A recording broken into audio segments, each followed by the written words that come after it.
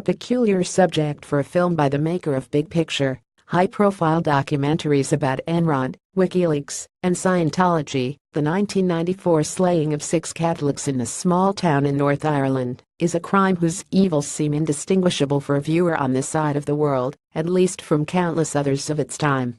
It came toward the end of the Irish Troubles, but was in no way a culminating event. Its aftermath involved layers of cover-up, but that was the norm for such cases. In No Stone Unturned, Alex Gibney may want to replicate what he did so effectively in Mea Maxima Culpa, which spent an hour on a single incident in order to repersonalize a vast historical scandal. It doesn't work as well here, though we care for those who lost loved ones and root for them as they pursue a decades-long hunt for the killers. No Stone Unturned plays like a very well-made piece of true crime television. On June 18, 1994, masked men burst into a very small Loughnessland pub whose patrons were watching Ireland's team compete in the World Cup.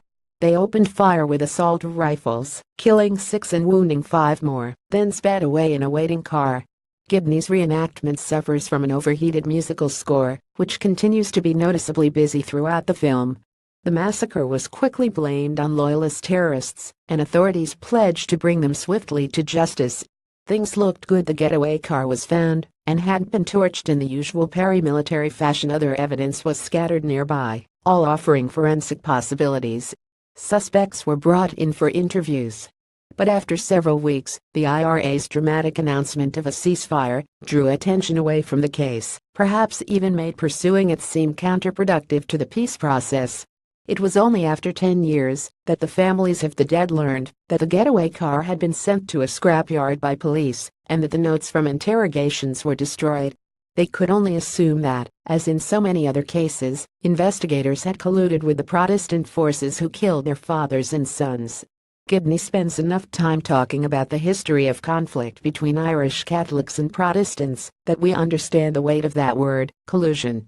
Police departments often secretly took sides in the long war between Protestant and Catholic militants, letting the former go free, or helping them outright when they could have been prosecuted. After the ceasefire, police ombudsmen were supposed to investigate such cases and come clean. That didn't happen here.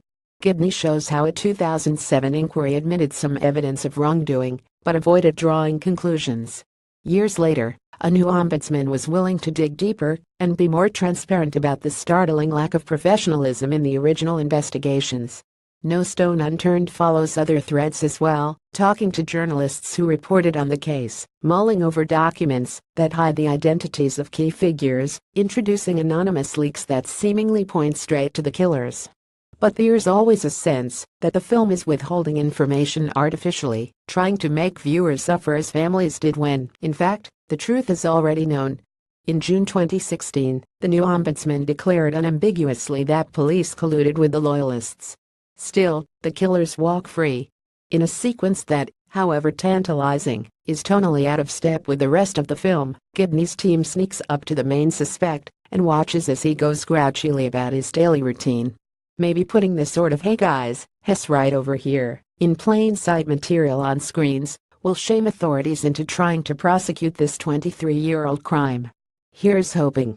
Production companies: Fine Point Films, Jigsaw Productions, Q Media Group. Director screenwriter Alex Gibney. Producer Trevor Burney. Executive producers Macon Baird, Greg Phillips, Jonathan Ford, Richard Perello, Brendan J. Byrne. Directors of photography Stan Harlow, Ross McDonnell. Editor Andy Grieve. Composers Ivor Guest, Robert Logan. Venue New York Film Festival. 110 minutes.